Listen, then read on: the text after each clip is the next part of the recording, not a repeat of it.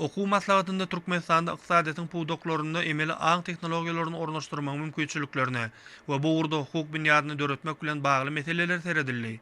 Şeýle hem degişli strategiýanyň esasy uğurlaryny keskitlemek, milli maglumatlar bunyadynyň howpsuzlygyny üpsün etmek we zerur bolan infrastrukturany östürmek bilen bagly wezipeler keskitlenildi.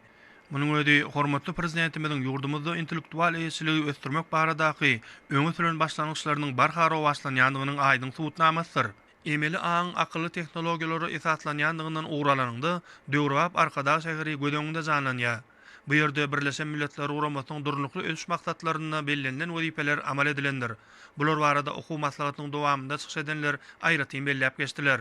Yurdumuzda kabul edilen Türkmenistanda sanly ykdysadyny östürmeň 2026-2028-nji ýyllar üçin konsepsiýasy hem elektron hökümeti, sanly bilim we ilim ulgamlaryny, sanly lukmançylygy, emeli aň we bulut tehnologiýalaryny, maliýe tehnologiýalaryny giňden ornaşdyrmak ýaly uğurlary öz üçin alýar. Bu okuw maslahaty özara tejribe alşmakda, geljekde giň gerimli gatnaşyklar ýoly goýmakda, özara bähwitli taslamalary ara alyp maslahatlaşmakda, hem de olary durmuşa geçirmekde uly ähmiýete eýe bolar.